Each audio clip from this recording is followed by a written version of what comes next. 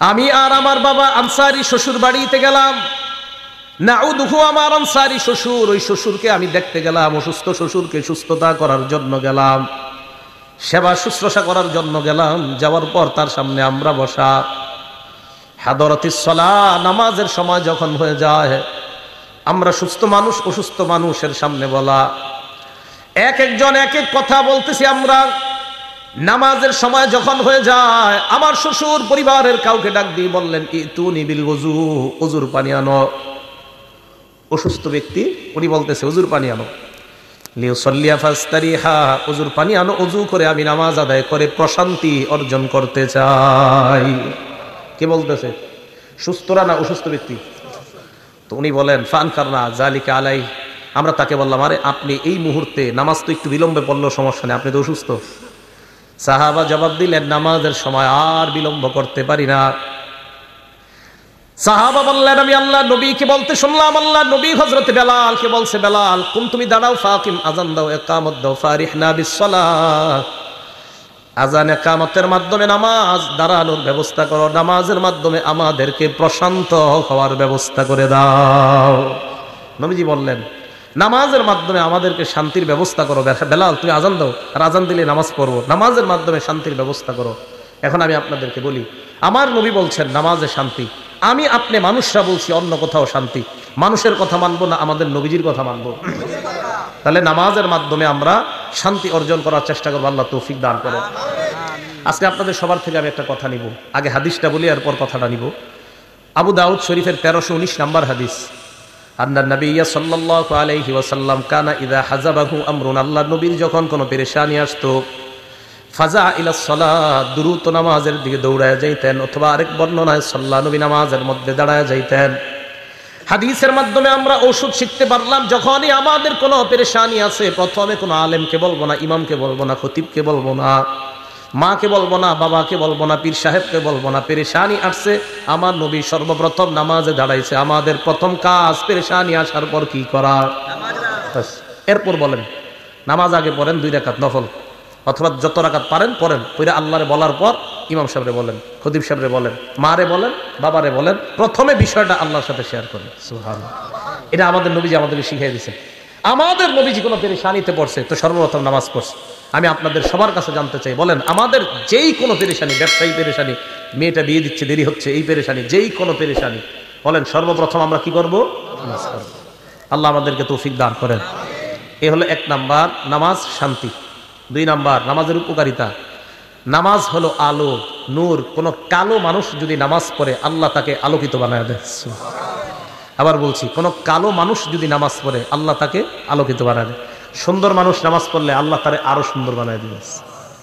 মুসলিম শরীফের 422 নম্বর হাদিস, ক্বালা রাসূলুল্লাহ সাল্লাল্লাহু আলাইহি ওয়াসাল্লাম, আল্লাহ নবী বলেন, আত-তুহুরু শাতরুল ঈমান, পবিত্রতা ঈমানের অঙ্গ। ওয়ালহামদুলিল্লাহি তামলাউল মিজান, পড়েন আমার সাথে আলহামদুলিল্লাহ। এই যে আমরা যারা আলহামদুলিল্লাহ পড়লাম, আল্লাহ নবী বলেন তোমাদের প্রত্যেকের জন্য মিজানের পাল্লাটা নেকি দ্বারা পরিপূর্ণ হয়ে যায়। পড়েন তো আবার আলহামদুলিল্লাহ। এটা আমাদের নবীজি বলছেন, তুমি বিশ্বাস করেন, যতবার বলবেন ততবার মিজানের পাল্লা আল্লাহ ভরে দেয়। এরপর নবী বলেন, সুবহানাল্লাহ ওয়ালহামদুলিল্লাহি তামলাআন মা বাইনাস সামাওয়াতি ওয়াল আরদ। এবার পড়েন সুবহানাল্লাহ আলহামদুলিল্লাহ, মানে দুইটা একসাথে। আগে পড়ছেন শুধু আলহামদুলিল্লাহ, এখন বললেন সুবহানাল্লাহ আলহামদুলিল্লাহ। আল্লাহ নবী বলেন, তামলাআন মা বাইনাস সামাওয়াতি ওয়াল আরদ, আসমান জমিনের মাঝে যেই জায়গাটা, এই জায়গা নেকি দ্বারা পরিপূর্ণ হয়ে যায়। এরপর আল্লাহ নবী বলেন, সালাতু নূর, নামাজ হলো আলো। নামাজ এটা কেমন আলো? আল্লাহ বলেন, ইয়াউমা তারাল মুমিনিনা ওয়াল মুমিনাতি ইয়াসআ নূরুহুম বাইনা আইদিহিম ওয়া বিআইমানিহিম। কিয়ামতের ময়দানে ঈমানদার নারী পুরুষকে আপনি দেখবেন, তারা যখন কিয়ামতের ময়দানে হাঁটে, তাদের সামনে নূর, পিছনে নূর। হারিকেন যেমন ভাবে দেখেন, এই যে লাইট, মাঝখানে একটা আলো, অথবা হারিকেন মাঝখানে একটা আলো। কিয়ামতের ময়দানে ঈমানদার নারী পুরুষকে যখন দেখবেন, দেখার পর বুঝতে পারবেন সামনে আলো, পিছনে আলো, কমপ্লিট একটা নূরের প্যাকেটের মধ্যে ঈমানদার কিয়ামতের ময়দানে হেঁটে বেড়ায়। তাহলে এই আলো বাড়াইতে হবে কিভাবে? নামাজ। বলেন তো এই আলো বাড়াইতে হবে কিভাবে? নামাজ পড়বো তো নামাজ ইনশাল্লাহ। আল্লাহ আমাদের সকলকে নামাজের মাধ্যমে আলোকিত জীবন গড়ার তৌফিক দান করেন। একটা কিতাব আছে নাম মুসনাদ আহমদ, হাদিসের কিতাব, 10 নম্বর খণ্ড 83 নম্বর পৃষ্ঠা। নবীজি 5 ওয়াক্ত নামাজের কথা আলোচনা করে বলেন, মান হাফাযা আলাইহা, যারা 5 ওয়াক্ত নামাজ নিয়মিত আদায় করবে। বলেন কয় ওয়াক্ত? ফজর সহ না ফজর ছাড়া? 5 ওয়াক্ত নামাজ যারা নিয়মিত আদায় করবে 3টা পুরস্কার নবী বলেন। 1 নম্বর কানাত লাহু নূর, এই ব্যক্তি দুনিয়াতেও আলোকিত হবে, কিয়ামতের ময়দানেও আলোকিত।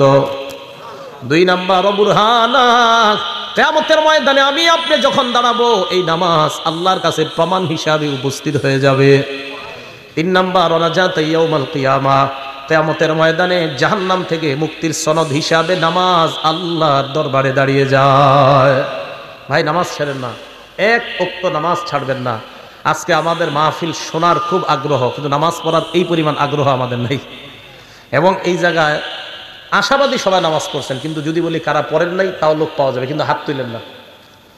কিন্তু দেখেন আমাদের দেশে সবচাইতে যে জিনিসটার আগ্রহ কম, সেটা হলো যত কাজ আছে সব আমরা আগ্রহী।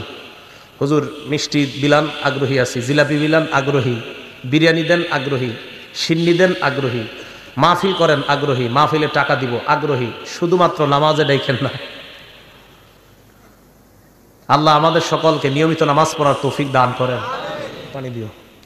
তাহলে যে ব্যক্তি নামাজ আদায় করবে ওই ব্যক্তির জন্য নামাজ জাহান্নাম থেকে মুক্তির সনদ হয়ে যাবে। আল্লাহ আমাদের সকলকে নামাজ পড়ার তৌফিক দান করেন। 3 নম্বর নামাজের উপকারিতা, এই কথাটা ভালোভাবে শোনেন। হাদিসের কিতাবের নাম সহিহুল জামে, হাদিস নাম্বার 2573 নম্বর হাদিস। ক্বালা রাসূলুল্লাহ সাল্লাল্লাহু আলাইহি ওয়াসাল্লাম, আল্লাহ নবী বলেন, আউয়ালু মা ইউহাসাবু বিহিল আবদু ইয়াউমাল কিয়ামাতিস সালাহ, কিয়ামতের ময়দানে সর্বপ্রথম আপনার ইবাদতের মধ্যে নামাজের হিসাব হবে। আল্লাহ নবী বলেন, ফাইন সালাহাত, নামাজ যদি আপনার সঠিক হয়, সালাহা সাইরু আমালি, অন্যান্য আমলগুলা সঠিক।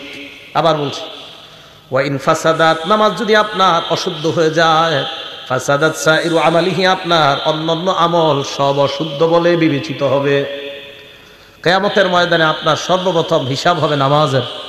ইবাদতের ক্ষেত্রে আপনার নামাজ যদি শুদ্ধ হয়, অন্যান্যগুলা একটু ভুল টুল থাকলেও আল্লাহ শুদ্ধ করে দিবেন।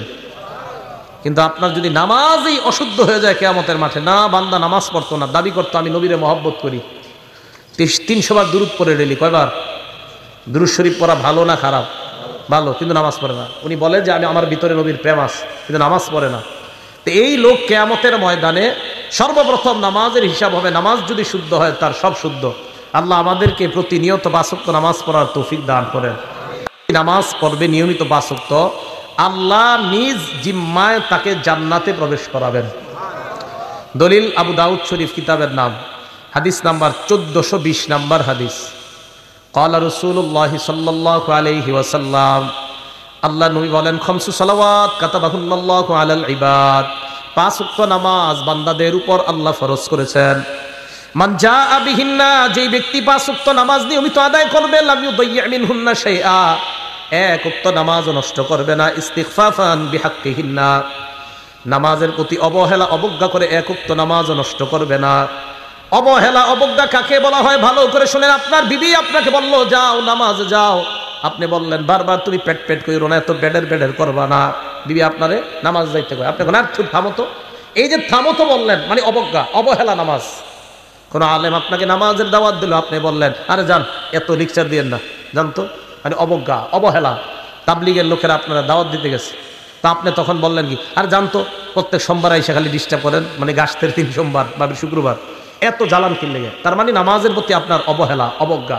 বিসমিল্লাহ, আল্লাহুম্মা লাকাল হামদু ওয়া লাকাশ শুকরু। নামাজের প্রতি যদি আপনার অবহেলা থাকে অবজ্ঞা থাকে, তাহলে কিন্তু খুব অবস্থা খারাপ হয়ে যাবে। নবীজি বলেন 5 ওয়াক্ত নামাজ যারা আদায় করবে, অবহেলা অবজ্ঞা করবে না 1 ওয়াক্ত নামাজের ব্যাপারে। ফজর নামাজের সময় কোনো মুসলমান এই কথা বলবে না, থুর এই নামাজটা না হইলে কি হইতো।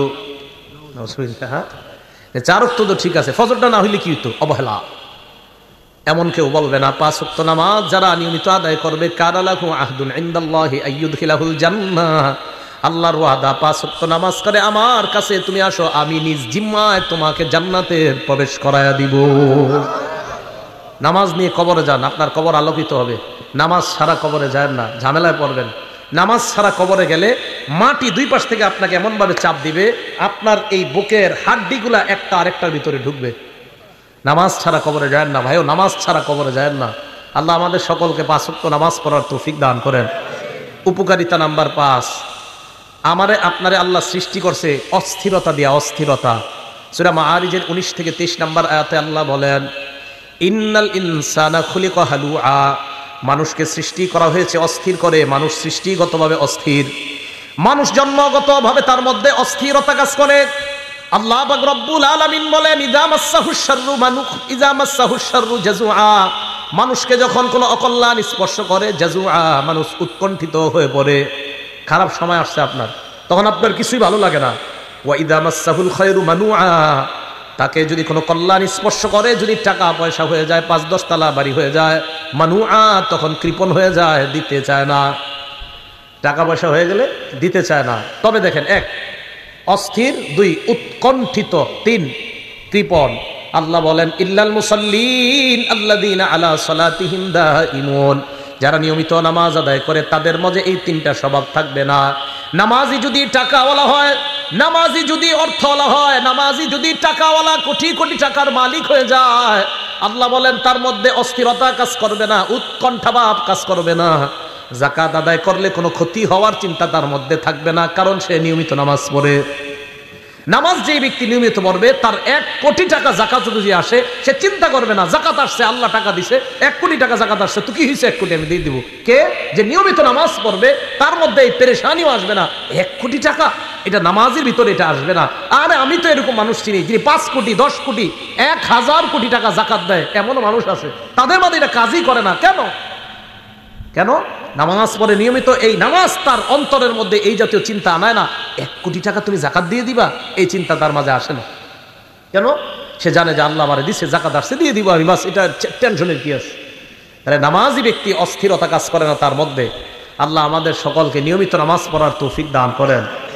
6 নাম্বার, ইন্নাস সালাতা তানহা আনিল ফাহশাই ওয়াল মুনকার, যে ব্যক্তি নামাজ নিয়মিত আদায় করে অশ্লীলতা, অপছন্দনীয় কাজ থেকে নামাজ তাকে হেফাজত করে নেয়।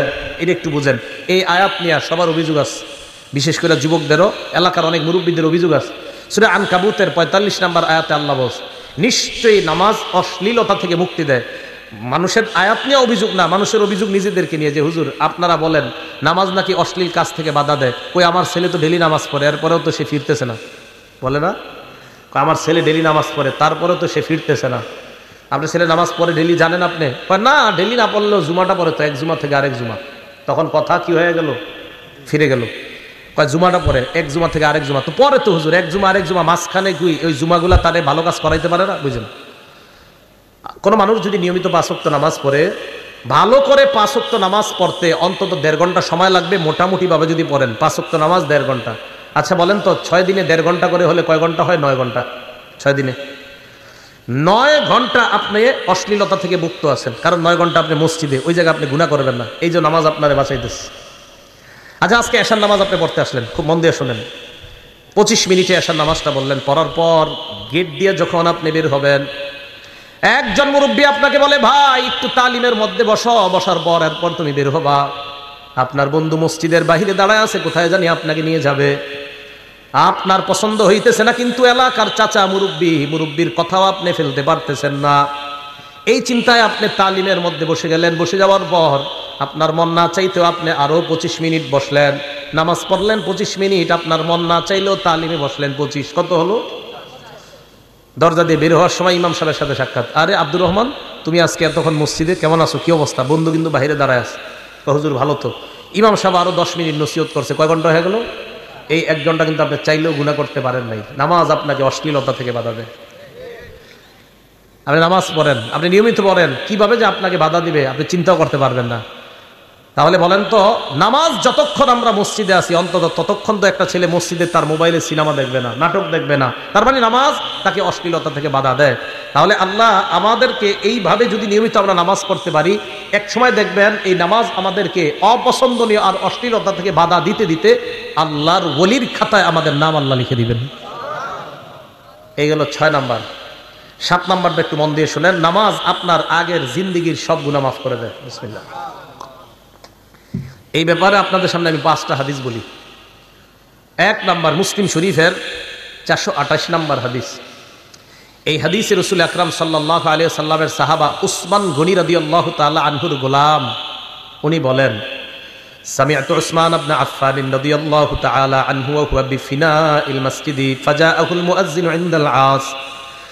উসমান গনি রাদিয়াল্লাহু তাআলা আন আসরের নামাজের সময় মসজিদ চত্বরের মধ্যে আছে, মুয়াজ্জিন সাহেব আসছে ওনাকে ডাকার জন্য, আসরের নামাজ পড়ানোর জন্য মুয়াজ্জিন সাহেব আসছে। আসার পর কয়, হুজুর আসরের সময় হয়ে গিয়েছে, তাড়াতাড়ি মসজিদে চলেন, নামাজ পড়াবেন। হযরতে উসমান উজুর পানি আনলেন, আনার পর নামাজের জন্য উজু করলেন, এরপর বললেন, আমি তোমাদেরকে আল্লাহর কসম একটা হাদিস এখন শোনাবো। হযরতে উসমান বললেন, ইন্নী সামি'তু রাসূলুল্লাহি সাল্লাল্লাহু আলাইহি ওয়াসাল্লাম ইয়াকুল, আল্লাহ নবীকে আমি বলতে শুনলাম, লা ইয়াতাওয়াদ্দাউ রাজুলুন মুসলিমুন, কোন মুসলমান যখন ওযু করে, ওযু করার পর ভালোভাবে ওযু করে, করার পর নামাজের মধ্যে দাঁড়ায়, ফাইসাল্লি সালাতা, নামাজ আদায় যখন করে, করার পর ইল্লা গফারাল্লাহু লাহু মা বাইনাহু ওয়া বাইনাল্লাতি তালিহা, নামাজ আদায় করতে দেরি, তার আগের গুনাহগুলো আল্লাহ মাফ করতে দেরি হয় না। ওযু সুন্দর মতো করে নামাজে দাঁড়াবেন, আল্লাহ আপনার গুনাহগুলো মাফ করে দেয়। মুসলিম শরীফের 431 নম্বর হাদিসে হযরত উসমান গনি আরেকটা বর্ণনা বলেন, মা মিন ইমরিইম মুসলিমিন, কোন মুসলমান যখন ইহসিনু ওযু আহা, সুন্দরভাবে ওযু করে, ফরজের নামাজ সময় হওয়ার পর, ফজর না ফরজ, ফজর না ফরজ, ফরজ নামাজ উপস্থিত হয়ে যাওয়ার পর, বলেন তো ফজর না ফরজ? তাহলে ফজর, জোহর, আসর, মাগরিব, এশা সবগুলা ফরজ নামাজ উপস্থিত হয়ে যাওয়ার পর সুন্দরভাবে ওযু করে, ওযু করার পর নামাজ পড়ে, রুকু সেজদা সুন্দরভাবে করে, তাহলে ব্যবসায়ী ব্যবসার মধ্যে দোকানে বসা, ফরজ নামাজের সময় হয়ে গেছে। চাকরিজীবী তার চাকরি স্থলে বসা, ফরজ নামাজের সময় হয়ে গেছে। আমি আপনি আমরা যার যার পেশার মধ্যে আমরা জড়িত, ওই সময় নামাজের সময় হয়ে গিয়েছে। কৃষক তার কৃষি কাজ করার সময়, জোহরের সময় হয়ে যায়, ফায়ুহসিনু উযুআহা, সুন্দরভাবে ওযু করে, ওযু করার পর নামাজ আদায় করে। হযরত উসমান বলেন, কানাত কাফফারাতান লিমা ক্বাবলাহা মিনাজ যুনুব, এই নামাজ তার আগের সমস্ত গুনাহের কাফফারা হয়ে যায়। মালাম ইউতি কাবীরা, তবে কবিরা গুনাহ করবেন না। জোরে বলেন, কি গুনাহ? আরো জোরে। কবিরা গুনাহ চিনেন নি? কারে কয়? হ্যাঁ, একটু শোনেন। বুখারী শরীফের 2653 নম্বর হাদিস, 2653, ক্বালা রাসূলুল্লাহ সাল্লাল্লাহু আলাইহি ওয়াসাল্লাম, আল্লাহর নবী বলেন, আল কাবাইর, কবিরা গুনাহ হলো আল ইশরাকু বিল্লাহ, 1 নাম্বার আল্লাহর সাথে শিরিক করা, 2 নাম্বার ওয়া উকুকুল ওয়ালিদাইন, পিতা মাতার নাফরমানি করা, 3 নাম্বার ওয়া কতলুন নাফসি, কাউকে অন্যায়ভাবে হত্যা করা, 4 নাম্বার ওয়াল ইয়ামিনুল গুমুস, মিথ্যা শপথ করা। কি শপথ? মিথ্যা শপথ কারে কয় বুঝেননি? একটু বলি, দেখেন, আপনি দোকানের শাটার লাগাইতেছেন, সোয়েটার বিক্রি করেন, আপনি বন্ধু আসছে, আইসা কয় তোর ভাতিজির জন্য একটা সোয়েটার লাগবে, তাড়াতাড়ি আগামীকাল বেড়াইতে যাবে, সুন্দর একটা গর্জিয়াস সোয়েটার দে। তো বাস খুলছে, খোলার পরে সুন্দর একটা সোয়েটার দিচ্ছে। সোয়েটার দেওয়ার পর কয় কত? অন্যদের থেকে কি 900, তুই 850 দে। তো দেওয়ার সময় কয়, আর কইস না দোস্ত, মানুষ যা করে ঠিক মতো দাম দেওয়া দেয় না, কিনা দামটা দেয় না। তোরে কইতাছে আল্লাহর কসম, এটা 800 টাকা দেখি না, তোর থেকে 50 টাকা লাভ করছে। সদরঘাটে খুঁজে দেখা যায় এটার দাম 300। কত? যদি হয় আর কি এরকম। এই যে মিথ্যা শপথ করলেন, আল্লাহর কাছে দাঁড়ানোর জন্য তৈরি হয়ে যান। বুখারী হাদিস নাম্বার 893, আল্লাহর সামনে আপনি দাঁড়াইতে হবে। আপনি মিথ্যা কথা বললে আপনার পণ্য আপনি বিক্রি করলেন, কি এরকম হয় কিনা? না হইলে তো নাই, হয় কিনা? হইলে তো এটা গুনাহ। যদি না হয় মাশাআল্লাহ, আপনারা সব আল্লাহর ওলি। কিন্তু যদি এটা না হয়, বরং মিথ্যা কথা বইলা শপথ করে আপনি যদি পণ্য বিক্রি করেন, তা আল্লাহর সামনে দাঁড়ানোর জন্য প্রস্তুত হয়ে যান, যে তুমি তোমার ইনকামটা কিভাবে করছো আমার একটু বলো। বিসমিল্লাহ। 4 নাম্বার মিথ্যা শপথ করা। 5 নাম্বার শাহাদাতুজ জুর, মিথ্যা সাক্ষী দেওয়া। মিথ্যা সাক্ষী এমন একটা সাক্ষী, যেই সাক্ষীর মাধ্যমে অপরাধী হয়ে যায়, অপরাধী নিরপরাধ হয়ে যায়। 5টা কবিরা গুনার কথা আমরা জানলাম। এবার আপনাদের সামনে আমি 10টা এমন গুনাহের কথা বলবো, এর মধ্যে 7টা হলো গুনাহ, পরের 3টা, মোট 10টা, শেষের 3টা হলো এমন যে 3টা যদি না করেন গুনাহ। কিতাবের নাম মুসনাদ আহমদ, হাদিস নাম্বার 22,075 নাম্বার হাদিসের বর্ণনা। মুআজ ইবনে জাবাল রাদিয়াল্লাহু তাআলা আনহুর বর্ণনা, তিনি বলেন আওসানি রাসূলুল্লাহ বিআশারি কালিমাত, আল্লাহ নবী আমাকে 10টা উপদেশ দিয়েছে। গণবেন, বলেন নবীজি কয়টা উপদেশ দিয়েছে? আমারে আপনারে সবাইরে কয়টা উপদেশ? 1 নাম্বার, লা তুশরিক বিল্লাহি শাইআ ওয়া ইন কুতিলতা ওয়া হুররিকতা, আল্লাহর সাথে শিরিক করবা না, যদিও তোমাকে হত্যা করা হয়, যদিও তোমাকে জ্বালিয়ে দেওয়া হয়। বলেন, হত্যা করা হয়, জ্বালিয়ে দেওয়া হয়, আল্লাহর সাথে কি করা যাবে না? আল্লাহর সাথে শিরিক চিনেননি কারে কয়? গরু জবাই করছেন, জবাই করার সময় বললেন আব্দুল কাদের জিলানীর নামে জবাই করলাম, এটা কি শিরিক? গরু জবাই করার সময় বললেন মুহাম্মাদুর রাসূলুল্লাহ সাল্লাল্লাহু আলাইহি ওয়াসাল্লামের নামে জবাই করলাম, শিরিক। কি বলেন তো? শিরিক। যেই শিরিক করে তার উপরে আল্লাহ পাক রব্বুল আলামিন অভিশাপ দেয়। মুসলিম শরীফ হাদিস নাম্বার 5018 নাম্বার হাদিস। এই হাদিসে রাসূল আকরাম সাল্লাল্লাহু আলাইহি সাল্লাম বলেন, লানাল্লাহু মান লাআনা ওয়ালিদা, ওই ব্যক্তিকে আল্লাহ অভিশাপ দেয় যেই ব্যক্তি তার মা বাবারে অভিশাপ দেয়। কোন সন্তান যদি তার বাবাকে বলে আপনার মতো বাবা না হইলে আমার অনেক ভালো হইতো, এই ছেলের আল্লাহ অভিশাপ দেয়। কোন ছেলে যদি তার মাকে বলে তুমি আমার মা না হইয়া অন্য কেউ মা হইলে ভালো হইতো, এই সন্তানকে আল্লাহ অভিশাপ দেয়। আসেনি এমন সন্তান? 2 নাম্বার, লাআনাল্লাহু মান যাবাহা লিগাইরিল্লাহ, ওই ব্যক্তিকে আল্লাহ অভিশাপ দেয় যেই ব্যক্তি পশু আল্লাহ ছাড়া অন্যের নামে জবাই করে। হুজুর 7 নামে কোরবানি দেন, আজকে থেকে বাংলার কোয়েন না। হুজুর 7 নামে কোরবানি দেন, এটা আর বলবেন না। হুজুর 3 নামে কোরবানি দেন, আর বলবেন না। বলেন আমার সাথে, 7 জনের পক্ষ থেকে, সবাই বলেন 7 জনের পক্ষ থেকে, 3 জনের পক্ষ থেকে, 4 জনের পক্ষ থেকে, আল্লাহর নামে। তাহলে 7 নামে না 7 জনের পক্ষ থেকে? নামে কার? এই ভুলগুলা কোরবানির সময় আর করেন না।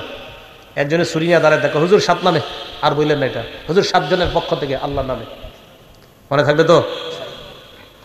তো যেই ব্যক্তি আল্লাহ ছাড়া অন্য কারণে জবাই করে তার উপরে আল্লাহ অভিশাপ দেয়। 3 নাম্বার, ওয়ালা আনাল্লাহ মান গায়্যারা মানারাল আরদি, দেখেন তো এই অপরাধটা আপনাদের মাঝে আছে কিনা? যেই ব্যক্তি জমিন, অন্যের জমিন নিজের কবজায় নিয়ে নেওয়ার পর বলে ক্রয় সূত্রে এই জমির মালিক আরিফ বিন হাবিব।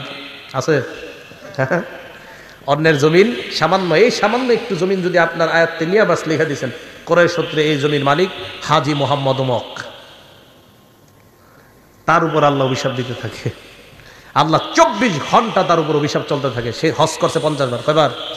এই হজ করা অবস্থা অভিশাপ চলতেছে, আরেকজনের জমি মাইরা হজ করতেছে। এই হলো 3 নাম্বার। 4 নাম্বার, লাআনাল্লাহু মান আওয়া মুহদিসা, যে ব্যক্তি কোনো বেদাতিকে আশ্রয় দেয় ওই ব্যক্তিকে আল্লাহ অভিশাপ দেয়। আপনাদের এলাকায় সালাগাই দিয়ে এক ব্যক্তি ঘুরতেছে, হঠাৎ আপনারা মনে করলেন লোকটা সালাগাই দিয়ে কেন হাঁটতেছে, মনে হয় ভিতরে কিছু আছে। চিন্তা ভাবনা কইরা তারা আপনারা পীর বানায়া দিয়ে এলাকার মধ্যে খানকা খুইলা দিলেন। আল্লাহ নবী কয় তোমার উপর আল্লাহ 24 ঘন্টা অভিশাপ দেয়, কারণ তুমি কেন বাটপারকে জায়গা দিলা।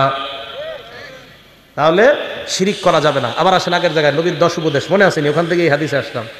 1 নাম্বার, আল্লাহর সাথে শিরিক করবা না, যদিও তোমাকে হত্যা করা হয়, যদিও তোমাকে জ্বালিয়ে দেওয়া হয়।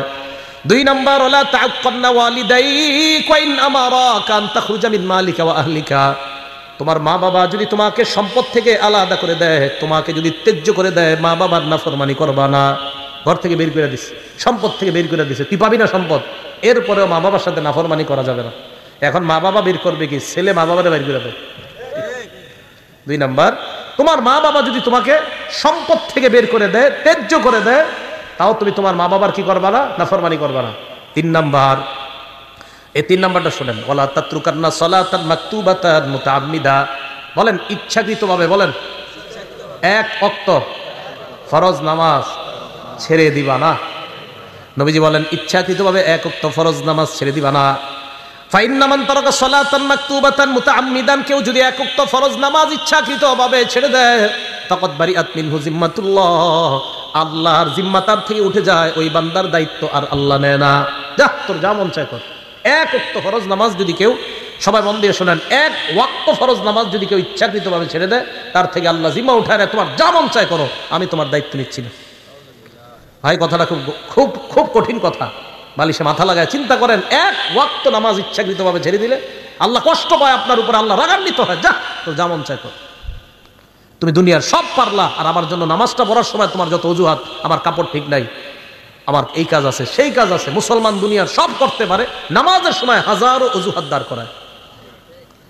তো নবীজি বলছেন 1 ওয়াক্ত নামাজ যদি কেউ ইচ্ছাকৃতভাবে ছেড়ে দেয়, তার থেকে আল্লাহর যে একটা দায়িত্ব আছে বান্দার জন্য উঠে যায়। তো যা মন চায় কর। তাহলে 3 নাম্বার, ওয়াদা করা যায় একক তো নামাজ ইচ্ছাকৃতভাবে স্বেচ্ছায় সজ্ঞানে আর ছাড়বো না ইনশাআল্লাহ, আল্লাহ কবুল করেন।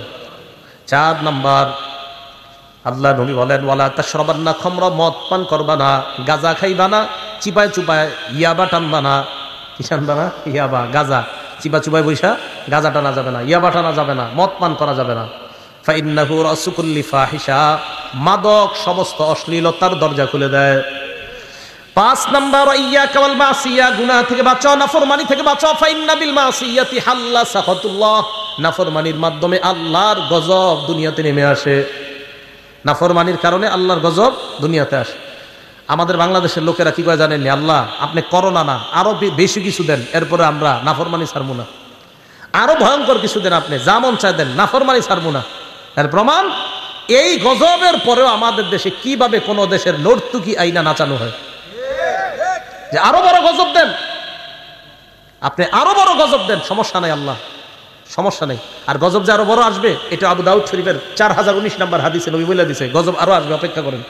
হ্যাঁ বলছি, নবীজি বলছেন, আবু দাউদের 4019 নম্বর হাদিস, ইবনে মাজা, আবু দাউদ না, ইবনে মাজার 4019 নম্বর হাদিসে নবী বলছে গজব আরো আসবে আমাদের দেশে, অপেক্ষা করতে হবে আমাদের। কি নবীজি বলছে, কোন দেশের মধ্যে যখন মানুষ ঘোষণা দিয়ে অশ্লীলতা করে, কি দিয়ে? ঘোষণা দিয়ে, প্রকাশ্যে ঘোষণা দিয়ে যখন অশ্লীলতা করবে কোন দেশের মানুষ, ওই দেশে এমন এমন গজব আসবে যেই গজবের নাম অতীতের মানুষ কখনো শুনে নাই। করোনার নাম মানুষ শুনে নাই, ওমিক্রনের নাম মানুষ শুনে নাই, সিডর আইলা নাইলার নাম মানুষ শুনে নাই।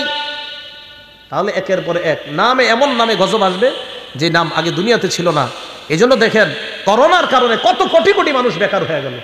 এরপরে কিভাবে এমন গজবের কাজ করা হয় যে কাজের কারণে গজব আসে।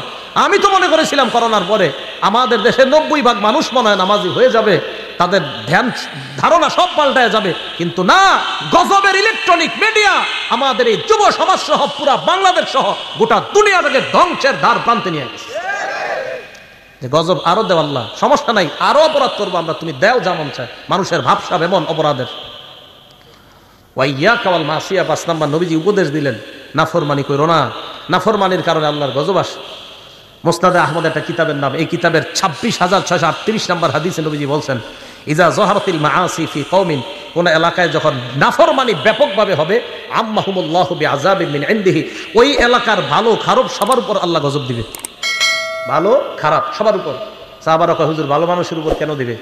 নবীজি বলেন, গজব আসবে যখন ভালো খারাপ দেখবে না, সবার উপর আসবে গজব। করোনায় ভালো মানুষ মারা গেছে না? ভালো মানুষও মারা গেছে, তাহলে গজব আসবে সবার উপর। নবীজি বলেন, কিয়ামতের ময়দানে ভালো মানুষগুলাকে আল্লাহ আলাদা করে জান্নাত দিয়ে দিবেন। তো বলতেছিলাম 5 নাম্বার উপদেশ, নাফরমানি থেকে বাঁচো। 6 নাম্বার, ওয়া ইয়্যাকা ওয়াল ফিরার মিনাজ যাহফি ওয়া ইন হালাকান নাস, জিহাদের ময়দানে সবাই যদি ধ্বংস হয়ে যায়, তুমি জিহাদের ময়দান থেকে পলায়ন করবা না। 7 নাম্বার, ইদা আসাবান নাস মাউতুন, কোন এলাকার মধ্যে যদি মহামারী লেগে যায়, ওয়া আনতা ফীহিম ফাসবুত, ওই এলাকার মধ্যে যদি তুমি থাকো, ওই এলাকা থেকে পালাবা না, ওই এলাকার মধ্যে তুমি অবস্থান করো। কোন এলাকায় মহামারী লাগছে, ওই এলাকা থেকে তুমি পালাও না, সেখানেই থাকো। বিসমিল্লাহ।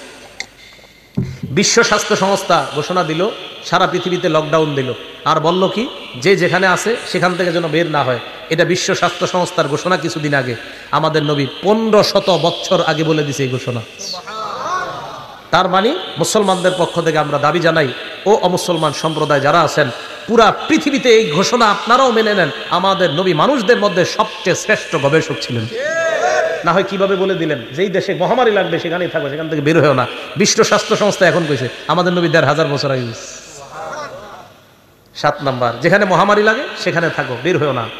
8, 9, 10 নাম্বারটা মন দিয়ে শোনেন সব অভিভাবকরা। 8 নাম্বার, আনফিক আলা ইয়ালিকা মিন তাওলিকা, তুমি তোমার সামর্থ্য অনুযায়ী, সাধ্য অনুযায়ী পরিবারের উপর খরচ করবা। বেতন আপনার 15,000, আপনার সন্তান আপনার কাছে একটা মোবাইল চেয়েছে, মোবাইলের দাম 20,000। বেতন কত? মোবাইলের দাম কত? পরিবারে চালাবেন কিভাবে? এই সন্তান ওই বাবারে তখন সুদ নামক গুনাহে লিপ্ত করে। ওই বাবা তখন ছেলের দিকে তাকায় বাধ্য হয়ে ব্যাংক থেকে সুদ আনে। কি করবে? ছেলে কয়, মোবাইল যদি না দাও আমি পড়াশোনা করবো না। কি কথাগুলো ঠিক না? তো সাধ্য অনুযায়ী তুমি তোমার পরিবারের উপর খরচ করো। এটা হলো 8 নাম্বার। 9 নাম্বার, ওয়ালা তারফা আনহুম আসাকা আদাবা, তোমার পরিবারের উপর থেকে তুমি শাসনের লাঠি উঠাইবা না। পরিবারের উপর শাসনের লাঠি, মানে আপনার বিবি যেন আপনাকে ভয়, এই ব্যাপারে যেন ভয় পায়, আমার স্বামী দুনিয়ার মধ্যে সবচাইতে ভালো, আমার স্বামীর মতো হাস্যোজ্জ্বল মানুষ নাই। তবে আপনার বিবি যেন অন্য মহিলাদেরকে এই কথা বলতে পারে, আমার স্বামী দুনিয়ার সব কিছুর সাথে আপোষ করতে রাজি, নামাজের সাথে আমার স্বামী কোনো আপোষ করবে না। নামাজ যদি না পড়ি, আমার স্বামীর চাইতে কালো চেহারা আর কারো হবে না। বিবি আপনাকে নিয়ে যেন এটা বলতে পারে যে আমার স্বামী সব ছাড় দিবে, আমাকে বলবে একটু হাসি ঠাট্টা সব মানবে, কিন্তু নামাজ পড়বো না, আমার স্বামী আমার এই ছাড় দিবে না। এই ভয় প্রত্যেক বিবির মধ্যে যেন আপনার ব্যাপারে থাকে, এটা শাসনের লাঠি।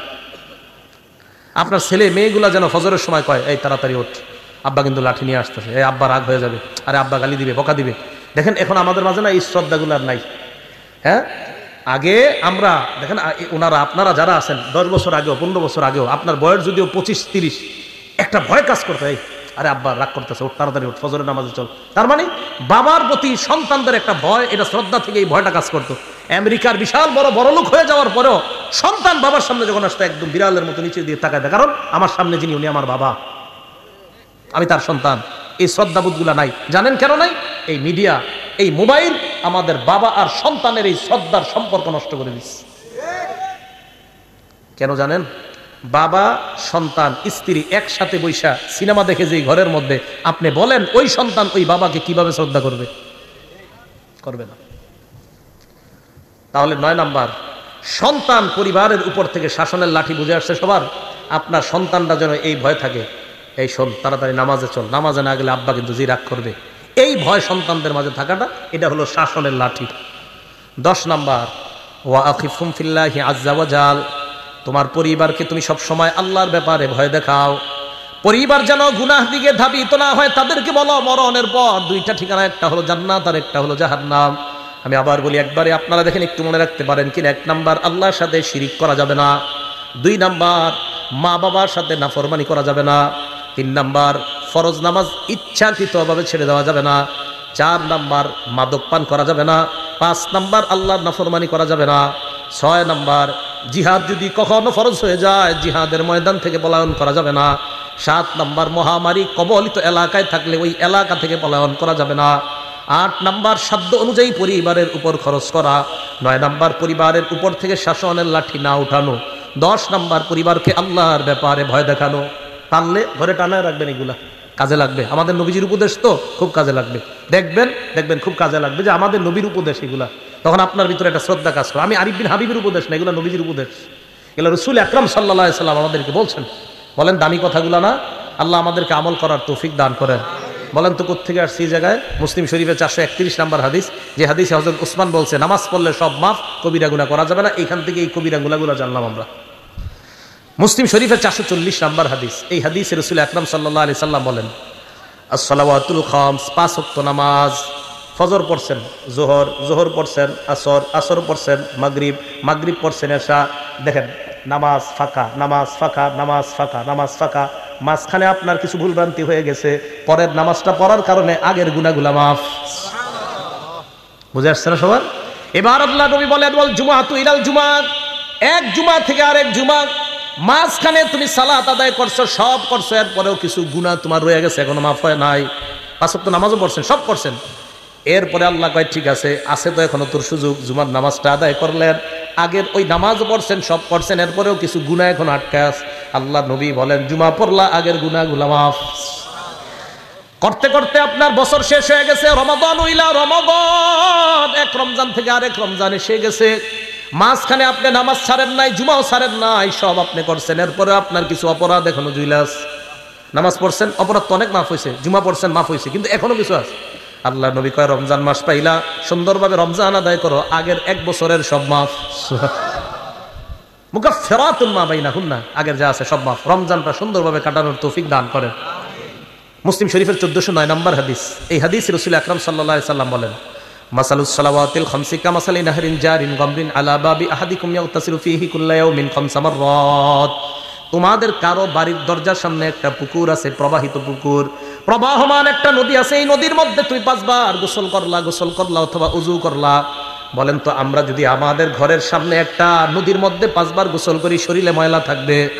নবী বলেন 5 ওয়াক্ত সালাত তুমি আদায় করে নাও, তোমার জিন্দেগীর গুনাহগুলা ওই ময়লার মতো আল্লাহ ধুয়ে মুছে সাফ করে দেয়। আচ্ছা, আরেকটা বর্ণনা আপনাদের শোনাই। নাম ফাতহুল বারি, 4 নম্বর খণ্ড, 344 নম্বর পৃষ্ঠা। তবে এই ফাতহুল বারির লেখকের নাম ইবনে রজব। আব্দুল্লাহ ইবনে মাসউদ রাদিয়াল্লাহু তাআলা আনহু বলেন, তাহতারিকুনা, গুনাহের আগুনে তোমরা জ্বলতেছো। ফাইদা সাল্লাইতুমুল ফাজরা, ফজর নামাজ যখন তুমি পড়লা, গসালাতহা, তোমার জিন্দেগীর এই গুনাহ নামক ছাইগুলা ফজরের নামাজ ধুয়ে মুছে সাফ করে দেয়। সাফ। এবার কি করে দেখেন, সুম্মা তানামুনা, এরপর তোমরা ঘুমাইবা। ঘুমানোর পর ফালা ইউক্তাবু আলাইকুম হাত্তা তাস্তাইখিজুন, ঘুমানোর পর তোমরা ফজর নামাজের আগ পর্যন্ত ঘুমাইলা। উঠার পর ফজরের সালাত আদায় করলা, আর তোমার আমল নামায় কোনো গুনাহ লেখা হয় না। কেন লেখা হয় না জানুনি? তুমি এশা পড়লা, উইঠা আবার ফজর পড়লা, মাঝখানে ঘুমাইলা, এই ঘুমের মধ্যে তুমি কাটাইলা, আল্লাহ তোমাকে ইবাদতের মধ্যে গণ্য করে নেয়। এটা জানেননি আপনারা? ফজর নামাজ যদি জামাতে পড়তে পারেন তাহলে তো আরো ঘটনা। কি, এশার নামাজ জামাতে পড়ছেন, ফজর নামাজও জামাতে পড়ছেন। বলেন, এশা কিসে পড়ছেন? জামাতে। ফজরও? ক্বালা রাসূলুল্লাহ সাল্লাল্লাহু আলাইহি ওয়াসাল্লাম, আল্লাহ নবী বলেন, মান সাল্লাল ফাজরা মান সাল্লাল ইশা আবি জামাআ, কোন ব্যক্তি যদি এশার নামাজ জামাতের সাথে আদায় করে, আদায় করার পর ওই ব্যক্তি ঘুমাইলো, আল্লাহ নবী বলেন ফাকান্নামা কামা নিসফাল লাইল। হাত উঠানো দরকার নাই। আজকে যারা যারা এশার নামাজ জামাতের সাথে আদায় করছেন, আপনারা একটু পরে ঘুমায় যাবেন। আল্লাহ নবী কয়েশার নামাজ জামাতে আদায় করছেন, অর্ধেক রাত দাঁড়ায় দাঁড়ায় ইবাদত করলে যেই সওয়াব, আপনি ঘুমের মধ্যে ওই সওয়াব পেয়ে যাবেন। এরপর আপনি উঠা ফজরের নামাজ জামাতে আদায় করলেন, বলেন ইনশাআল্লাহ। আগামীকাল যদি আপনারা সবাই ফজরের নামাজটা জামাতে আদায় করেন, নবী বলেন ফাকাদ নামাজ সাল্লাল লাইলা কুল্লাহ, সারা রাত নামাজের সওয়াব পেয়ে যাবেন। মুসলিম শরীফের হাদিস, 1377 নম্বর হাদিস। তাহলে নামাজ যদি আমরা পড়ি, এশা পড়ে যদি ঘুমাই, আর উঠে যদি ফজর পড়ি, বলেন ঘুমও ইবাদতে গণ্য করে নিবেন কে? কি বলবো তো ইনশাআল্লাহ। তাহলে 7 নাম্বার, নামাজ পড়লে গুনাহ মাফ করে দেয় আল্লাহ। 8 নাম্বার, নামাজ পড়লে আমার আপনার মর্যাদা আল্লাহ বাড়ায় দেয়। মুসলিম শরীফের 480 নম্বর হাদিস। নবীজির গোলাম সাওবান রাদিয়াল্লাহু তাআলা আনহুর কাছে এক ব্যক্তি আসছে। আসার পর প্রশ্ন করলেন, আমাকে এমন একটা আমলের ব্যাপারে বলো যে আমলটা করলে আমাকে আল্লাহ জান্নাত দিবেন। 3 বার এই প্রশ্ন করছে। 3 বার এই প্রশ্ন করার পর নবীজির গোলাম বললেন, সালতু আন যালিকা নবিয়্য সাল্লাল্লাহু আলাইহি ওয়াসাল্লাম, আমি আল্লাহ নবীকে এই প্রশ্নটা করেছিলাম, মর্যাদা কিভাবে বাড়ে। নবীজি জবাব দিলেন, আলাইকা বিকাসরাতিস সুজুদ, তুমি বেশি বেশি সিজদা দিবা। নামাজ যত পড়বা তত তোমার সিজদা হবে। ফাইন্নাকা লা তাসজুদু লিল্লাহি সাজদা, আপনি যখন একটা সিজদা দেন, ইল্লা রাফাকাল্লাহু বিহা দারাজা, এই এক সিজদায় আপনার মর্যাদা বেড়ে যায়। আবার সিজদা দিলেন আপনার গুনাহ মাফ হয়ে যায়। এক সিজদা দিলে মর্যাদাও বাড়ে, গুনাহ মাফ হয়। আরেক সিজদা দিবেন, আবার মর্যাদা বাড়ে, আবার গুনাহ মাফ হয়। এবার আপনাদের কাছে আমি জানতে চাই, নবীর কাছাকাছি জান্নাতে কারা থাকতে চান? আসলে থাকতে চান? হাত নামান। এটা হলো 9 নম্বর উপকারিতা। নামাজ পড়লে নবীর কাছে থাকতে পারবেন। দলিল মুসলিম শরীফের 481 নম্বর হাদিস। নবীজির সাহাবা নাম মনে রাখবেন, রবিআ ইবনে কাব। বলেন কি নাম? রবিআ ইবনে কাব বলেন, কুনতু আবিতুমা রাসূলিল্লাহি সাল্লাল্লাহু আলাইহি ওয়াসাল্লাম, আল্লাহ নবীর সাথে আমি রাত্রি যাপন করলাম। রাতের বেলা আল্লাহ নবীর ওযুর পানি আমি এনে দিলাম, আর নবীর প্রয়োজনীয় জিনিসগুলো আমি এনে দিলাম। নবীকে আমি ওযুর পানি দেওয়ার পর আল্লাহ নবী আমাকে বললেন, সাল, এই মেয়ে আমার কাছে কিছু চাও। সাহাবা বলেন, নবীজি আমারে বললেন আমার কাছে কিছু চাও, যা চাইবা তাই দিমু, চাও। সুবহানাল্লাহ। আচ্ছা, আমি আর আপনি হইলে কি চাইতাম বলেন তো? আপনাদের কথা কি? আমি হইলে মনে করতাম যে একটা বাড়ি টাড়ির ব্যবস্থা করে দেন, এরকমই। দেখেন আমাদের নবীজি সাহাবা কত বুদ্ধিমান। উনি বললেন, ইয়া রাসূলুল্লাহ ইন্নী আসআলুকা মুরাফাকাতাকা ফিল জান্নাহ, আমি জান্নাতে আপনার সাথে থাকতে চাই। এই তুমি কি কও? কই যে এটাই চাই। নবীজি কয়, আওয়া গায়রা যালিকা, এছাড়া আর কিছু চাও না? কয় না, এটাই চাই, আমি জান্নাতে আপনার সাথে থাকতে চাই। নবীজি বললেন, ফাআইন্নী আলা নাফসিকা বিকাসরাতিস সুজুদ, তাহলে বেশি বেশি সিজদা করো, নামাজ পড়ো। যত বেশি নামাজ পড়বা জান্নাতে আমার তত কাছে থাকবা। তাহলে আশিক রাসূল পাওয়া গেল। নামাজ পড়লে আশিক রাসূল, নামাজ বেশি পড়লে তাকে আশিক রাসূল বলা হবে। আবার বলছি, যে যত বেশি নামাজ পড়বে সে তত বেশি নবীকে মহব্বত করবে। যে যত বেশি নামাজ পড়বে সে দাবি করতে পারবে আমি তত বেশি আশিক রাসূল। আর যে নামাজ পড়বে না, নামাজ না পড়ে শুধুমাত্র লাফায় আর চিল্লাচিল্লি করে আর দাবি করে আমি নবীকে মহব্বত করি, সে আশিক রাসূল না আশিকে শয়তান। নামাজ পড়তে হবে, নামাজ ছাড়া যাবে না। আপনি চিন্তা করেন, একদিনও নামাজ পড়ে না, বছরে একটা অনুষ্ঠান করে লাফায় আর তো আমার ভিতরে নবীর প্রেম আছে। আরে তাহলে বলেন তো, আশিক রাসূল কি নামাজ ছেড়ে দিলে হবে না নামাজ পড়লে? নবীজির কাছে থাকা যাবে নামাজ ছাড়লে না পড়লে? আমি এটা যে মানে আমার মন চাই এই হাদিসটা আমি পুরো বাংলাদেশের ঘরে ঘরে গিয়ে বলি যে নামাজ পড়লে আশিক রাসূল হয়, নামাজ না পড়লে হয় না। এই যে নবী বলছেন মুসলিম শরীফের 481 নম্বর হাদিসে নবী বলছেন যে তুমি যত সেজদা করবা জান্নাতে আমার তত কাছে থাকবা। আমি আপনি বলতেছি না নবীর প্রেম যত থাকবে তত জান্নাতে, নামাজ পড়ি আর না পড়ি নাউজুবিল্লাহ। আমার নবী কয় না, যত বেশি নামাজ পড়বা তত বেশি তোমার মাঝে আমার মহব্বত পয়দা হবে আর তুমি তত কাছে আমার জান্নাতে থাকবে। নবী বলে একটা, আমি আপনি স্লোগান দিয়ে আরেকটা, কিভাবে হবে? এগুলো 9 নম্বর কথা, নামাজের উপকারিতা। যত বেশি নামাজ তত নবীর কাছে জান্নাতে। 10 নম্বর, আপনারা আজকে এশার নামাজে হাইটাইটা মসজিদে গেছেন কারা? দেখি এবার হাত তোলেন, সমস্যা নেই। হাইটাইটা গেছেন না মসজিদে? হাত নামান। হাইটা যারা মসজিদে গেছেন, মুসলিম শরীফের 1407 নম্বর হাদিস, ক্বালা রাসূলুল্লাহ সাল্লাল্লাহু আলাইহি ওয়াসাল্লাম, আল্লাহ নবী বলেন, মান তাতাহহারা ফি বাইতিহি, যে ব্যক্তি ঘরে ওযু করে, তাহলে একটা সুন্নাত যদি পারেন পালন করেন, পারেন যদি ওযুটা ঘরে করবেন। করার পর এরপর আপনি ঘর থেকে বের হলেন, এই যে দরজা দিয়ে এই যে বাহিরে পাটা রাখছেন, মসজিদে যাবেন। কানাত খতওয়াতা, আপনার 2 পা 2 ভাগ হবে আল্লাহর কাছে। কিভাবে? প্রথম আপনি পাটা রাখলেন, তাহুত্তু খতিয়া, পা রাখার সাথে সাথে আপনার গুনাহ মাফ। এরপর আল উখরা তারফাউ দরজা, আরেকটা পা রাখলেন, আপনার মর্যাদা বাড়ছে। তাহলে নামাজের দিকে যদি আপনি যান, সুম্মা মাশা ইলা বাইতিন মিন বুয়ুতিল্লাহ, আপনি যদি ওযু করার পর আল্লাহর কোন ঘরের দিকে রওনা করেন, 1 পা ফালাইবেন গুনাহ মাফ, আরেক পা ফালাইবেন মর্যাদা বেড়ে যায়। তাহলে যত বেশি হাইটা মসজিদে যাবেন তত সওয়াব। এক সাহাবা অনেক দূর থেকে মসজিদে আসতো, অন্যান্য সাহাবারা কয়, মিয়া তুমি একটা বাহন কিনতে পারো না, বাহন দিয়ে আসবা? কয় না, নবীজি বলছে যত হাইটে আসবো তত সওয়াব, তাই আমি বাহন কিনি না। কয় মিয়া তুমি মসজিদের আশেপাশে ঘরটা বানাইতে পারো না? কয় না, নবী বলছে যত দূর থেকে আসবো তত বেশি সওয়াব। তাহলে 10 নাম্বার, যত বেশি হাইটা আমরা মসজিদে যাব তত বেশি সওয়াব। 11 নাম্বার, মসজিদে সকাল সন্ধ্যা কয়বার যাই আমরা? বলেন কয়বার যাই?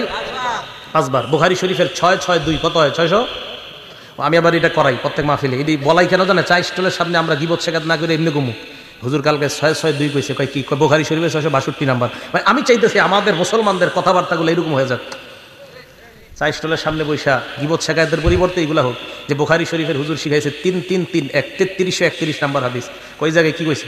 কই জায়গায় বলছে ইস্তাউসু বিন নিসা, মহিলাদেরকে খালি ওয়াজ করো, পিটাও না, খালি ওয়াজ করো, ওয়াজ করো। সুবহানাল্লাহ। আবু দাউদ শরীফের 3-3-1 3331 নাম্বার হাদিস। কইতে সুন্দর লাগে না কথাগুলা? ওইখানে আবার কি কইছে? কই জায়গায় বলছে এমন একটা সময় আসবে যে সময় সবাই মিছিল দিয়া সুদ খাবে, কেউ বাকি থাকবে না।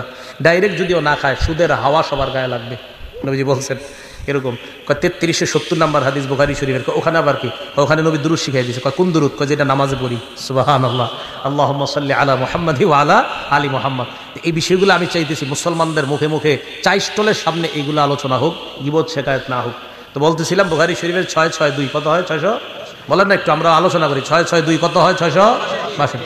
এই হাদিসে রাসূল আকরাম সাল্লাল্লাহু আলাইহি সাল্লাম বলেন, মান গাদা ইলাল মসজিদি ওয়া রাহা, কোন ব্যক্তি যখন সকাল সন্ধ্যা মসজিদে যায়, আ'আদাল্লাহু লাহু নুজুলাহু মিনাল জান্নাতি কুল্লামা গাদা আও রাহা, যতবার মসজিদে যায় ততবার তার জন্য জান্নাতে মেহমানদারি প্রস্তুত হয়ে যায়। পেট রেডি করেন তাড়াতাড়ি খাওয়ার জন্য। কি পরিমাণ খাইবেন দেখি জান্নাতে গিয়ে। যতবার মসজিদে যাবেন ততবার মেহমানদারি। তাহলে আমরা যতবার মসজিদে যাচ্ছি চিন্তা করেন কি পরিমাণ খানা আল্লাহ আমাদের জন্য রেডি করে রাখছে। এগুলো 11 নম্বর ফজিলত নামাজের, যে যতবার নামাজে যাবেন ততবার জান্নাতে মেহমানদারি। 12 নম্বর ফজিলত, আচ্ছা নামাজ পড়ার পর আপনারা অনেকে বসে থাকেন না মসজিদে, সুবহানাল্লাহ, আলহামদুলিল্লাহ, লা ইলাহা ইল্লাল্লাহ, আল্লাহু আকবার, বসে তাসবিহ পড়েন। আপনি তাসবিহ করেন না, কিচ্ছু করেন না, এমনি বসে রয়েছেন নামাজ পড়ে, আল্লাহ বসে রয়েছেন মসজিদের এক কোনায়, ওযু অবস্থায় বসে রয়েছেন, বসে ঘুমাইতেছেন, ওযু অবস্থায় বসে ঘুমাইতেছেন, বসে রয়েছেন, কোনো কাজ করতেছেন না। নবীজি সাল্লাল্লাহু আলাইহি সাল্লাম বলেন, বুখারী শরীফের 2119 নম্বর হাদিস, 2119, 2119 ঠিক না? 2119, 2119। এই হাদিসে রাসূল আকরাম সাল্লাল্লাহু আলাইহি সাল্লাম বলেন, আল মালাইকাতু তুসাল্লি আলা আহাদিকুম মা দামা ফি মুসাল্লাহুল্লাযী ইউসাল্লি ফিহি, নামাজ পড়ার পর মুসল্লি যেই জায়গায় বসে আছে, বসে থাকার পর ওই মুসল্লি যতক্ষণ মসজিদ থেকে বের না হয়, ফেরেশতারা তার জন্য আল্লাহর কাছে 2টা দোয়া করতেই থাকে। 1 নাম্বার ফেরেশতারা বলে, আল্লাহুম্মা সাল্লি আলাইহি, মাবুদ তুমি এই বান্দার উপর শান্তি নাজিল করো। মাবুদ গো, বেচারা পেরেশানি হয়ে মসজিদে বসে আছে, আল্লাহ আমরা ফেরেশতারা বলতেছি তারে তুমি শান্তি দিয়ে দাও। ভাই কিভাবে বুঝাবো আপনাদেরকে? আপনি পেরেশান হয়ে মসজিদে বসে রয়েছেন, ফেরেশতারা আল্লাহ রেখে, আল্লাহ তারে শান্তি দাও, সুবহানাল্লাহ। 2 নাম্বার, আল্লাহুম্মা রহমহু, আল্লাহ তুমি তাকে তোমার রহমতের চাদর দ্বারা ঢেকে নাও। দোয়া 2টা সুন্দর না? তাহলে অস্থির কাজ করতেছে, পেরেশানিতে আছেন, মসজিদে নামাজ পড়ে একটু বসে থাকেন, আর মনে মনে ভাববেন যে হুজুরে বুখারী শরীফের দলিল দিয়ে বলছে আমি মসজিদে যতক্ষণ বসে থাকবো আমার পেরেশানি দূর হওয়ার জন্য ফেরেশতারা দোয়া করবে। এগুলো 12 নম্বর উপকার। 13 নাম্বার, মসজিদে যায় দেখছেন আপনাদের এলাকায় জোহর কয়টায়, 1:30 না 1:01? আচ্ছা 1:01 ধরে নিই আমরা। মসজিদে গেছেন আপনি, যাওয়ার পরে সুন্নত পড়ে দেখতেছেন 20 মিনিট বাকি আছে, বসে রয়েছেন, কোনো কাজ নেই। এই যে আপনি বসে রয়েছেন, আরো 20 মিনিট বসে থাকবেন, আপনি এমনি বসে রয়েছেন, অটোমেটিক গাছের পাতার মতো আপনার গুনাহ জোরে পড়তেছে। দলিল মুসলিম শরীফের 475 নম্বর হাদিস। ক্বালা রাসূলুল্লাহ সাল্লাল্লাহু আলাইহি ওয়াসাল্লাম, আল্লাহ নবী বলেন, আমি কি তোমাদেরকে এমন 3টা আমলের কথা বলবো না, যে 3টা আমল করলেই তোমাদের গুনাহ অটোমেটিক মাফ হইতে থাকে। 1 নাম্বার, ইসবাগুল ওযুই আলাল মাকারিহ। তুমি অপছন্দ মানে কষ্ট হইতেছে ওযু করতে, কষ্ট, এরপরেও তুমি ওযু করা, ওযু করতে কষ্ট হইতেছে, এরপরে ওযু করা। ওযু করতে কষ্ট হয়, মনে করেন এই জায়গায় একটু সমস্যা আছে, তো আপনি আস্তে ধীরে ওযু করতেছেন, কষ্ট। 1 নাম্বার কষ্ট হইল ওযু করা। 2 নাম্বার কাসরাতুল খুতা ইলাল মাসাজিদ, হাইটা বেশি বেশি মসজিদে যাওয়া। 3 নাম্বার ইন্তিজারুস সালাতি বাদাস সালাহ, নামাজের অপেক্ষায় বসে থাকা। এই 3টা আমল তোমরা করতেছো, গাছের পাতার মতো গুনাহ জড়ে পড়ে যায়। এই জায়গায় গাছের পাতা শব্দটা নাই, এখানে আসছে গুনাহ জড়ে পড়ে। আরেক হাদিসে আসছে নবীজি সাল্লাল্লাহু আলাইহি সাল্লাম বের হইতেছে, সাহাবা তাকায় রইছে, তো মাথায় লাইগা গাছের পাতা জড়ে পড়তেছে, তাকায় রইছে। নবীজি বলেন, কি ব্যাপার, আশ্চর্য হইতেছো, গাছের পাতা পড়তেছে? এই গাছের পাতাগুলা যেইভাবে পড়ে নামাজ পড়বা, এইভাবে তোমার গুনাহগুলা ঝরে পড়েছে। তাহলে 13 নাম্বার আমরা জানলাম, মসজিদে গিয়া অপেক্ষা করলেও কোনো লস নাই। কিন্তু আপনারা কি করেন জানেন, 101টার সময় যদি 1:16 বাজে যায় অথবা 17, ইমাম সাহেব আসে না, সবাই একসাথে মিছিল দিয়া, হুজুর আসে না কেন, হুজুর আসে না কেন, এখন থেকে আর এটা করবেন না। কেন? যে হুজুর আসতে 2 মিনিট দেরি হইলে আমার লাভ, 2 মিনিট আরো গুনাহ ঝরবে। ঠিক আছে না? এই গেল 13। 14 নাম্বার, আবু দাউদ শরীফের 558 নাম্বার হাদিস।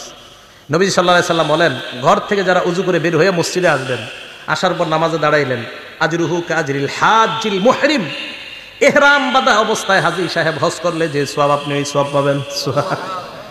নামাজে গেলে আপনি দেখেন কত পরিমাণ সওয়াব, হজের সওয়াব, নামাজে গেলে গুনাহ মাফের সওয়াব, নামাজে গেলে মর্যাদা বাড়ার সওয়াব, নামাজে গেলে নবীর কাছে জান্নাতে থাকার ফজিলত। আর কিছু না।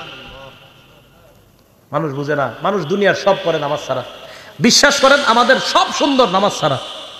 আমরা যারা নামাজ পড়িও নামাজটা সুন্দর হয় না আমাদের। আমি আপনাদেরকে বলছি, বুখারী শরীফের 757 নম্বর হাদিস দিয়া, নামাজটা যেন খুব ধীর স্থিরতার সাথে সুন্দরভাবে হয়। হবে না ইনশাআল্লাহ? অনেক সময় হয়ে গেল। 15 নাম্বার উপকারিতা, এটা কিতাব আছে আল জামিউস সগীর বা সহিহুল জামে 445 নাম্বার হাদিস। এই হাদিসে আসছে, দেখেন কি মজার হাদিস। আপনারা যারা মসজিদে নামাজ পড়তে যান, যাওয়ার পর এরপরে বাসায় ফিরে আসার আগ পর্যন্ত, কানাফিস সালাতি হাত্তা ইয়ারজিআ, বাসায় ফিরে আসার আগ পর্যন্ত ওই ব্যক্তি নামাজে থাকলে যে সওয়াব, বাসায় যাওয়ার আগ পর্যন্ত, অন্য গুনাহ করেন না, এদিক সেদিক টিভিতে দাঁড়ায় না, নামাজে গেছেন আবার বাসায় চলে গেছেন, আল্লাহ আপনাকে বাসায় যাওয়ার আগ পর্যন্ত সওয়াব দিতেই থাকে। লস আছে? নাই। আল্লাহ পাক রব্বুল আলামিন যে কথাগুলো শুনলাম বললাম, আমাদেরকে আমল করার তৌফিক দান করেন। আপনারা কম মানুষ হওয়া সত্ত্বেও আমি আলোচনা অনেক বেশি করছি, অথচ আমি অনেক মানুষের মাঝেও 65 মিনিটের বেশি আলোচনা করি না, কিন্তু কেন জানি করে ফেলছি। আল্লাহ পাক রব্বুল আলামিন আমাদের সকলকে যা শুনলাম বললাম, ভাইও আমরা নামাজি হয়ে যাই। আজকে একজন নামাজি হয়ে যান, মানুষ কম বেশি কোনো ব্যাপার না, একজন নামাজি হয়ে যান, মাহফিল কবুল, মাহফিল কবুল হয়ে যাবে। নামাজি হয়ে যান, মাহফিল কবুল। নামাজি হয়ে গেলে মাহফিল কবুল। 1 লক্ষ মাহফিলের মাঝে শ্রোতা, 1 লক্ষের মাঝে যদি 5 জন নামাজি নতুন করে হয়, ওই মাহফিল কবুল। কিন্তু 1 লক্ষ মানুষ হয়ে যদি একটা মানুষও নামাজি না হয়, একটা মানুষ নতুন করে যদি সুদ না ছাড়ে, একটা মানুষ যদি ওই মাহফিল হেদায়েত না হয়, তো বলেন সে মাহফিলের কি মূল্যটা থাকে? এই জন্য ভাই, এই মাদ্রাসা কর্তৃপক্ষ মাহফিলের আয়োজনটা করছে, অন্তত আপনারা যে মাহফিলের আয়োজন কেন, এই নিয়তে আয়োজন করা হয়, মানুষ যেন হেদায়েতি কিছু কথা শোনে। আমি আমার আমলের জন্য আপনাদেরকে কিছু কথা বললাম। আমি নামাজের ওয়াজটা যখন আমার নিজের মধ্যে বেশি প্রয়োজন, তখন নামাজের ওয়াজ করা। আমরা যারা সফর করি, সফরের মাঝে দেখা যায় আমাদের নামাজ একটু দেরি হয়ে যায়, কষ্ট লাগে, আহারে অনেক সময় জেমে পড়ে থাকার কারণে তখন দেখা যায় জামাতে নামাজ পড়া হয় না। কত নিয়ত করছি আজকে এশার নামাজটা জামাতে পড়বো, বিশ্বাস করেন এক জায়গায় দাঁড়াইছি, দাঁড়ানোর পর দেখলাম নামাজটা শেষ হয়ে গেছে। এরপরে আসলাম আপনাদের ওইদিকে একটা মসজিদ, ওখানেও দিকে নামাজ শেষ। আরেক জায়গায় থামাইলাম, ওখানেও নামাজ শেষ। ভাবলাম 15তে জামাত, গিয়ে দেখি না ওই জায়গায় জামাত হয়ে গেছে 8টায়। আরেক জায়গায় ভাবলাম 15তে জামাত, এখানে এসে দেখি না ওখানে 8টায় হয়ে গেছে। আরেক জায়গায় ভাবলাম ওখানে গিয়ে 15তে পাবো, সেখানে আসতে আসতে 8:30 বেজে গেছে। তো এইভাবে দেখেন সফরের মধ্যে অনেক সময় এইগুলো মেনটেন করা কষ্টকর হয়ে যায়। তো আমি চিন্তা করলাম এরকম হইতেছে কেন, মানে নামাজের ওয়াজ করা দরকার। তাই আজকে আপনাদের নামাজের ওয়াজ করলাম, আমার মাঝেও নামাজের গুরুত্বটা যেন বেড়ে যায়। কেন জামাত পাইলাম না, কেন জামাত পাইলাম না? নিশ্চিত কোনো অবহেলা আছে, তাই জামাত পাইনি। অবহেলা না থাকলে আল্লাহ পাওয়াই দিত। কোনো সমস্যা আছে অবশ্যই, না হয় অন্য দিন তো আমরা পাই, অন্য অন্য জায়গায় তো জামাত পাই, কেন মাঝে মাঝে এরকম পাই না? তো বুঝি যে কোনো গুরুত্বহীনতা, অবহেলা হচ্ছে কোথাও। তাই জন্য আমার দরকার সর্বপ্রথম ভাই, আমরা সবাই নামাজি হয়ে যাই। এক ওয়াক্ত নামাজ ছাড়েন না, এক ওয়াক্ত নামাজ কাজা করবেন না, এক ওয়াক্ত নামাজ কাজা করবেন না। বাবা লাগেন, ভাই লাগেন, স্টেজে আসেন, পায়ে ধরতে বলেন, তাও ধরতে রাজি আছে। নামাজ ছাড়েন না, দুনিয়ার সব কিছুর সাথে আপোষ করেন, নামাজের সাথে আপোষ করেন না। এক ওয়াক্ত নামাজ ছাড়েন না। বিশ্বাস করেন, নামাজ যদি আপনি ছেড়ে দেন, আল্লাহ আপনি নামাজ ছেড়ে দিলে আর কবে আপনি আল্লাহরে রাজি করবেন বলেন? আপনি আল্লাহ, যে আল্লাহ আপনারে বানাইলো, আল্লাহ বললেন 5 ওয়াক্ত নামাজ। দেখেন তাবলিগওয়ালা সাথী ভাইয়েরা দাওয়াত দিতে গেলেই বলে লুঙ্গির একটু সমস্যা আছে, আপনি যান পরে আসতেছে। 7 দিন দাওয়াত দেয়, তাও একই কথা বলে পরে আসতেছে। সব কিছু তার রেডি আছে। একটু ভাবেন তো, আপনার যদি গিয়ে বলতো 1 প্যাকেট বিরিয়ানি দেওয়া হবে, কেউ হাসবেন না। আপনাকে নামাজের কথাটা বললে আপনি বলেন একটু পরে আসতেছে। আপনি একটু সত্যি করে বলেন যে আপনাকে একটা বিরিয়ানির কথা যদি বলতো, কাচ্চি দেওয়া হবে 1 প্লেট, ঠিক আপনি চলে আসতেন। তাহলে আপনি 1 প্যাকেট কাচ্চির কাছে আপনি নিজে আনতে পারেন। তো আল্লাহ বলতেছে একটু নামাজে আসো, তখন আপনি কত অজুহাত দাঁড় করান, ভাই একটু দোকানে থাকতে হবে, হুজুর এই সমস্যা আছে, সেই সমস্যা। আজকে থেকে একটা নিয়ত করে ফেলেন, পৃথিবীর সব জায়গায় অজুহাত দাঁড় করালেও নামাজের ক্ষেত্রে কোনো অজুহাত দাঁড় করাবো না। ঠিক আছে না ইনশাল্লাহ? এখন কথা হলো, আজকে তো ওয়াজ করে চলে গেলাম, আপনাদের মাঝে এগুলো থাকবে কিভাবে? মসজিদে নিজেদের মধ্যে নামাজের আলোচনা বেশি করবেন। নিজেদের মাঝে যখন নামাজের আলোচনা বেশি হবে, চা দোকানের সামনে নামাজের আলোচনা বেশি হবে, ক্ষেতের পাশে 2 জন দাঁড়ায় গল্প করতেছেন, যখন নামাজের আলোচনা বেশি হবে, দেখবেন যেই জিনিস আপনার মাঝে কম আমলের ক্ষেত্রে ওইটার আলোচনা বাড়াইয়া দিবেন, আমল শুরু হয়ে যাবে ইনশাআল্লাহ। তো দেখবেন যদি যে আমার মাঝে মনে হয় নামাজের গুরুত্ব একটু কম, তখন নামাজের আলোচনা বেশি আরেকজনের সাথে করবেন। আসেন মুরব্বী, একটু নামাজের ব্যাপারে আপনি আমারে কিছু শিখান, আমি আপনারে কিছু শিখাই। তো দেখবেন নতুন করে নামাজের প্রতি আবার জজবা তৈরি হইতেছে। আল্লাহ পাক রব্বুল আলামিন আমাদের সকলকে, এলাকার নারী পুরুষ সকলকে আল্লাহ 5 ওয়াক্ত নামাজ সময় মতো যেন পড়তে পারে আল্লাহ তৌফিক দান করেন। আমিন। ওয়া আখিরু দাওয়ানা আনিল হামদুলিল্লাহি রাব্বিল আলামিন।